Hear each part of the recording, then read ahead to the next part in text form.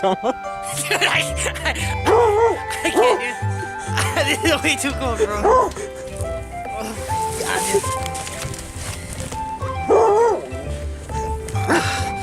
I can't do it. I am so cold, bro.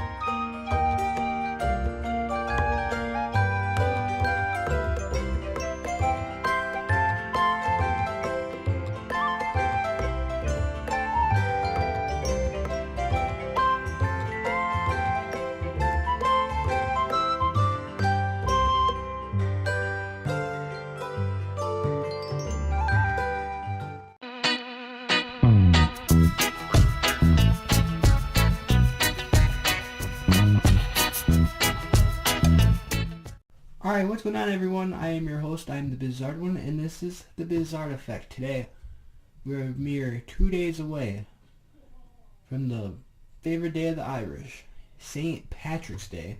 And with St. Patrick's Day drawing near, what else can we talk about than famous TV specials that have spawned because of the holiday known as St. Patrick's Day? Well, this is a top 5 list coming from my least favorite to my top favorite.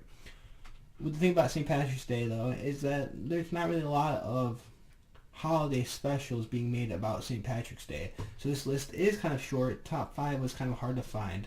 All of these shows, of course, you can find on Netflix, because I just got done watching every single one of them. And there's the thing. There's 2 episodes, number 5 and 4, that I'm not a huge fan of the show, and they did 2 specials, so I had to sit through 2 of their episodes. Number 5... going right in, is 30 Rock, and their episode name is Fun Cooker. Throughout the episode, the character that plays Tina Fey is getting upset that she has to go to jury duty. She says today was going to be one of the best days and now it's worst. The character played by Alec Baldwin has a microwave that he wants to be made, and he needs to think of a new name, and all the writers have to think about a new name for his pocket microwave.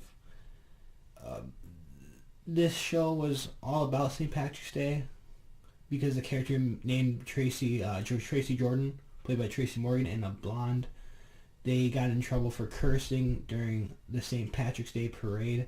So during the whole entire episode, he thinks that he can say whatever he wants on TV if he has money. His character learns that he cannot, and he keeps getting fined for swearing. Besides that, this episode is not really a St. Patrick's Day. Besides it being on St. Patrick's Day, I did not like this. I did not enjoy this episode at all. This episode seemed to drag on and on and on. Out of 10 Cloverleaf, I gave this a 3. And since we were still on 30 Rock, then why not continue on this 30 Rock discussing as my 4th favorite episode is called St. Patrick's Day by 30 Rock. Now this episode begins as a flashback from what we just saw from the other episode,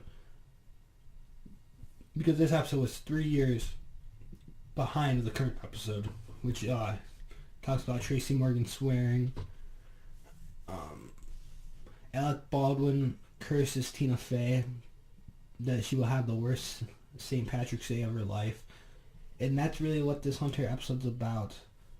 Not a lot of positives. Even the last one. See, the reason this one made it before the other one I watched was because this one actually stayed on the topic of St. Patrick's Day.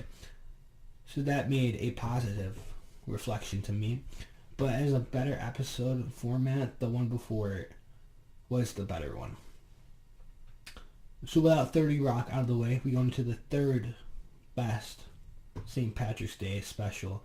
And that comes from How I Met Your Mother.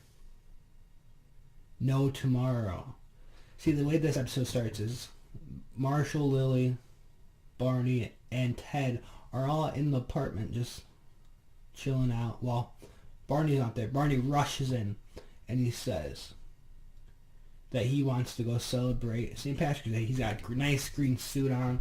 He's talking to Ted and Marshall, and he doesn't convince Marshall and Lily to go out. So what does Ted do? Ted changes his mind. After Barney leaves, Barney calls him and he says, "Hey Barney, I just want to let you know," or "Hey Ted, I want to let you to know that tomorrow is the end of the world." So he convinces Ted to go out and play bar hop. And while they're bar hopping, we go to the new apartment of Marshall and Lily as they find out it's crooked. These two storyline segments coincide because Ted is talking about his epic night with Barney. In the whole entire episode, it seems like he's such a good guy until he gets home and learns that he called Marshall 17 times, left him 17 voicemails, and in the voicemails he realized that he did not have such a good time than he thought. So that opened his eyes and learned that maybe Ted isn't as good as the character as we thought he was. Interesting. I gave this episode 8 cloverleafs out of 10 because How I Met Your Mother is just a classic nowadays, and a lot of the humor sticks. Not a lot of misfires in humor, so that's wonderful. I love that show for that sense. Now the next episode, number 2, the second best, is The Office, St. Patrick's Day.